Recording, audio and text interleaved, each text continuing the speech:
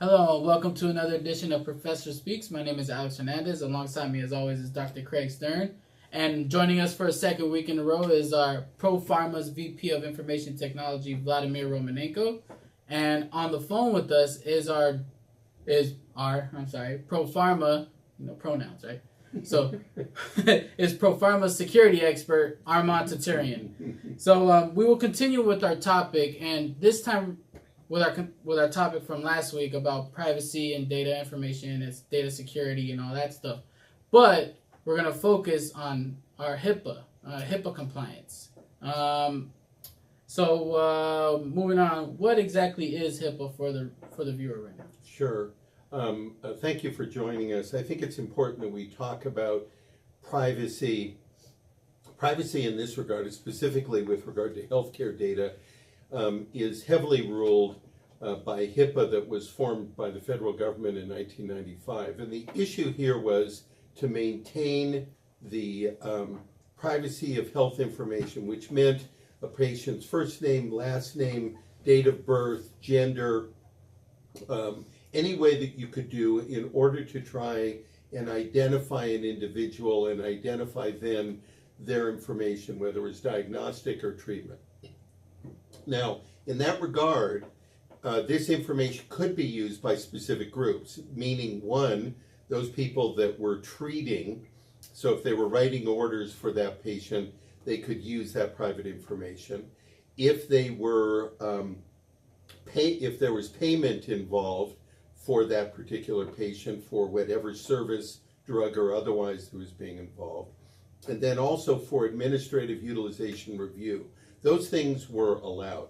Anything outside of that was prohibited, and there was huge penalties to anyone who tended to use that data in an incorrect way. So our goal today is to try and talk about what this data is, how do you protect it. Clearly, Pharma goes to a great extent, and our key team is on the phone here besides the rest of our staff. But at the end of the day, it's terribly important. We're doing something, it's not a lot different from what others do in a very reasonable way, but we want to make sure that people understand how do you protect this data, how do you deal with it, so that we're not looking all the time at people who have hacked or gotten that data in another way. Right, and speaking on that, we talked last week about how hacking is always changing and always finding a way to breach into systems and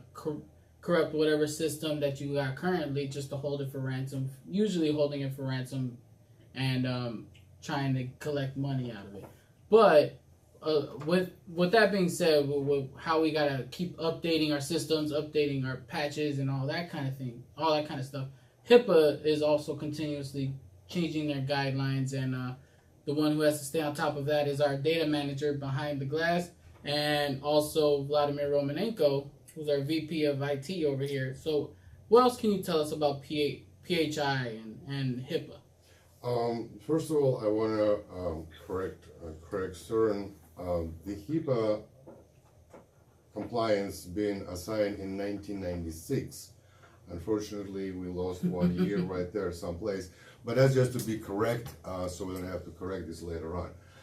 In 1996, government entities and our Department of Health and Human Services provide significant detailed information, how personal health information for patient being taken care of on any given level since you as a patient walk into the office, when it's processed your information on an entry level, all the way down to payments through the insurance company or through the other entity like ours as a consulting firm, analytical groups.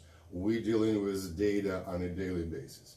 And to make sure people understand what's been covered, Craig already said that it's your personal information, your first name, last name, social security, we already covered that.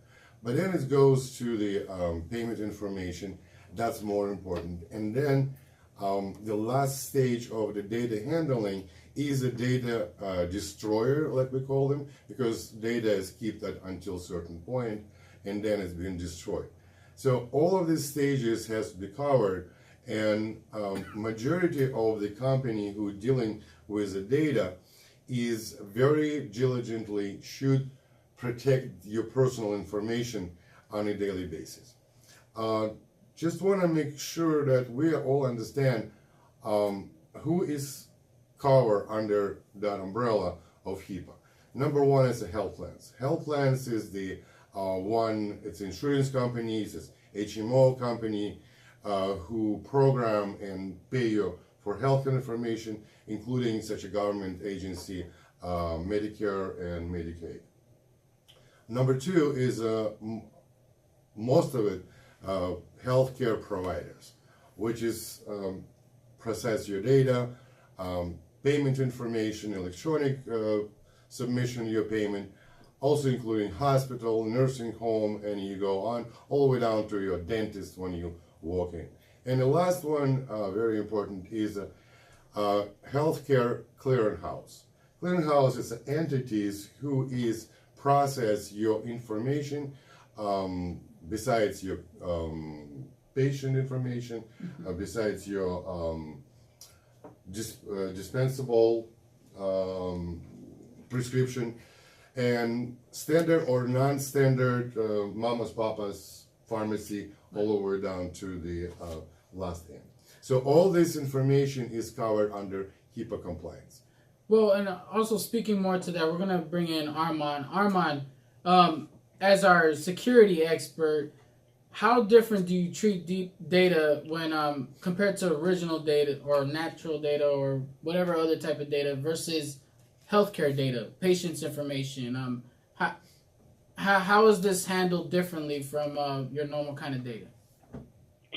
Well, any data that's sensitive needs to be protected, and organizations normally classify data into several categories. The most critical one is the one that they need to keep protected, and that's PHI and what's covered under HIPAA. This data you need to protect with your network systems and also with training of your users. And when it comes to your users, the first thing, HIPAA has 5 parts for IT, well defined, and the first one is access control, and this goes along with your user IDs and passwords and the permissions that you give your users to your various patients' information. So you have to have a very strict access control in place so that your doctors can only access what they need to access as far as the patient's medical records, and your administrative staff can access only part of those records, only the part that they need access to in order to complete their job. So you have to protect this data. It's well defined. The organization has to make a clear line between which data is their protected PHI data and what data is more open and accessible for the rest of their organization. Right, and speaking on that, there's there comes a point where an organization has to share this information, meaning one person's working on a set of claims, prescription claims usually coming in, and you need to be able to share this within an organization. So how can you share that and also protect the PHI at the same time? Well, first thing is when you're sharing data with a partner, you need to have technical controls in place that limit this connection between your network and your partner's network lockdown. And you can do this various ways by locking down based on your partner's IP address, their network addresses, where the two communication points are authenticated against each other, and if the connection is not coming from your partner's network, that connection will be dropped. And if you design it in a certain way, from the public internet, it can't even be detected that you have an open connection point for exchanging data, because that connection point only listens to traffic that comes from your partner's network. Right. I want to add to this because accessing the information by specific people who are assigned to do a specific job is very important, and a company has to identify this person can access this data and this person can access this data. That's how clearly you safeguarding your PHI, and nobody will get into it until they need to be involved with the data handling. Right. Yeah, let me bring up something here, and that is one reads all the time about data that got out and the concern that somebody has private information. It could be from a health plan, it could be from a physician group, it could be from a lot. Now, ProPharma has a lot of controls, as we've talked about, and we're not going to talk about the specifics because that is clearly one of the reasons that we make sure that no one knows what to do. But Arman and Vlad, but Arman, why don't you start? How does someone ensure that these kind of things don't occur, even though you read about them all the time in the paper that things have gotten out? What's the main thing that you do to try and prevent that? Well, you bring up a good question, and there's about 4 or 5 key areas that you need to have yourself concerned with in order to protect this data. Actually, HIPAA defines 5 standards, technical safeguards for IT, and the first one that we were mentioning was access control. Another one that falls right in line with that access control is you have your users accessing data, but you also want to have some type of auditing enabled in your systems so that you can always look back and see which user accessed which piece of information on what date and time. And you always want to have someone monitoring the system to see any irregularities. You know, if you have a nurse that works 8 to 5 accessing medical records at midnight, this could ring an alarm. And when you're working with a partner or with another facility within your organization, when you're exchanging data, we discussed about, restricting it based on the network of, your partner or your other facility. Another thing, a key aspect is, again, defined in HIPAA, is you need to have security during the transmission of this data between the 2 networks. So this should be protected with something like the latest forms of SSL. And, this data should be secured in transit. And if you can, as much as possible, when this data is sitting in your network on your servers, it should be secured and encrypted at rest as well. Right, it's the same as like transmission. You say our data goes through the specific channel using VPN connection or SFTP servers, which data is stored temporary until it's been processed. But I think Em will tell a little bit more about processing data because she's touching data on a daily basis. And Why don't you introduce them? Right. Well, Emma, I believe if you've watched past episodes, is she's the one making all this magic happen. She puts the cameras at different angles, and she's also our data manager who helps bring in this data in a safe and secure way. And Emma, would you like to speak, or you seem a little shy back there? Uh-oh. You're able to speak. You don't have to come on camera if you don't want to. Okay, never mind. Go ahead, Vlad. Go ahead. Just want to mention the encryption of the data because we're dealing this on a daily basis, and Pam is the one who is dealing with decrypting data coming from the client. Make sure it's been logged properly, it's been stored properly, and specific people who is working with specific client been notified that his data is there, ready to work with, and as soon as data is being processed, the original files will be deleted from original source. Don't store it more than it should be stored for a short period of time when we're working with the records until we get the reports. Right. So go ahead.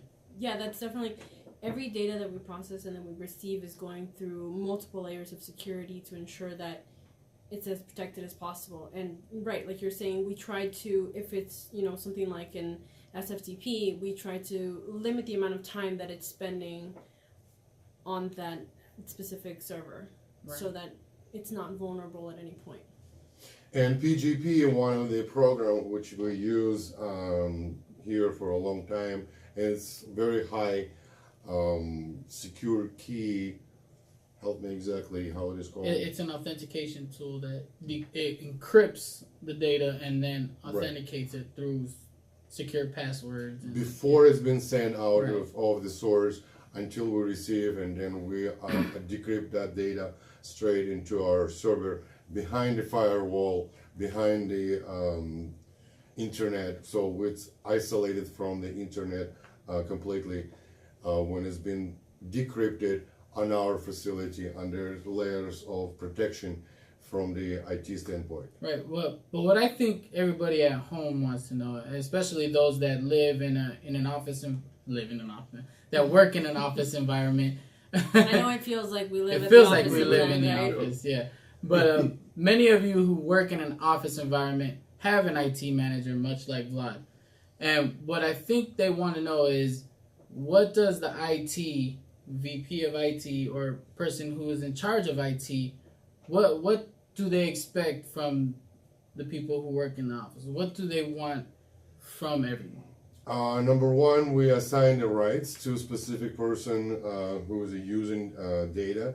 Mm-hmm. Specific rights get access to specific files. Well, in terms of HIPAA, of course. HIPAA, yes, exactly. So when when data come to protection, nobody wants to get exposed to the world with your private personal information, not your height, not your weight, not the color of your eyes, or your bank account, how much you spend on a specific prescription. So that's number one.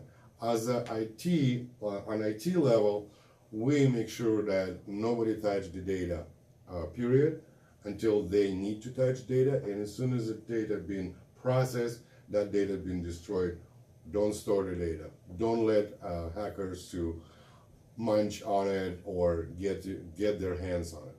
And more important things, turn your computers off over the weekend or even overnight, so you'd have a less chance to get access to that data.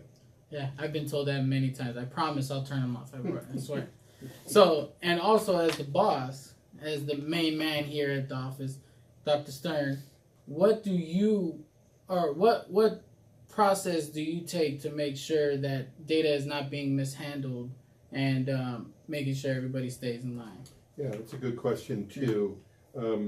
Armand wrote a policy and procedure for us, so that we'd have a set of rules about what we have to do. It's extensive, so I'm not going to mention all of it, but bottom line is that in order to protect the PHI, you have to follow the rules, because as we've indicated many times, the major gap in all of this is people, not in technology. Right. People tend to take the data, people tend to use the data, they take it out of the system, etc. So we have controls that are put in, so do many others, it's nothing special about it, but we want to make sure that individuals can't be the Lone Ranger taking data out and doing anything with it. Number two is they do have to have access, so clearly passwords and things that are changed on a regular basis has to be followed so that people are following it. And it's not generally available, so people can't get to that. And then deal with what Vlad was talking about, with multiple levels of priority in order to get to a particular information. The third thing that we want to make sure is that when we're getting data from some group or we're giving information back, we want them to feel comfortable that it's not going in something where people can get to it. Right. So all of the appropriate technology is being done to secure it, to password protect it, to deal with it in secure FTPs and VPNs, etc., so that people can't get to that and deal with it. I think that's terribly important. And Armand, do you have anything you want to add to that? I think you said it very well. In fact, it is the people that are really your first line of defense, and what health organizations can really do to increase their security as far as their data is concerned is to provide their employees with an annual information security and training awareness program. And I mean, this training could include really basic topics like passwords, handling attachments, not to disclose the information to anyone outside the organization, whether that person calls over the phone or whether that person is sending you an email. Just this training once a year will remind your users and will always keep them alert to these types of vulnerabilities and security risk, and will go a long way to ensuring your users are knowledgeable about keeping their systems and your data secure, as well as just the overall security makeup of your organization. Sure. But also want to add it to, besides the electronics and everything else, person who has been hired to process the data, let's put it this way, for example, like Alex, we double check his background. We know what he's been done in the past. We want to make sure we sign the agreement. I'm clean, man. I'm clean. We want to make sure we sign the agreement after we background check on the individual who's working with data. That is the first step. We have so many steps. We have rules and procedures in the company. If anybody interested, we're willing to share on a one-to-one basis. Give us a call. We will explain you more in details what's our Department of Health and Human Services in our organization, besides the United States, dealing with protecting your data, keep your data private. And we always remind our workers, employees who's working with data handlers, that it's always a penalty, which is very severe if you're looking at the 4 different types of penalties assigned by HIPAA, starting from $100 all the way down to $1.5 million on every given incident. Yeah. And on a criminal level, it goes from 1 year up to 10. So you have to choose which way you want to go. You want to be secure, or you want to be penalized, or you want to be criminalized or cremated. After all, not cremated. Okay, just 10-year maximum in a secure facility. So your personal information will be very protected in security. And one way to avoid those penalties is to have a security expert like Armand Tatarian. Thank you, Armand. And that'll be all for this week. Please visit propharmaconsultants.com, and we have a free information page called RxInfoX. We would like to thank Armand Tatarian again and Vladimir Romanenko for visiting us again. And feel free to leave us a message, leave a comment below, or message us directly if you have any more questions. And we will see you next week.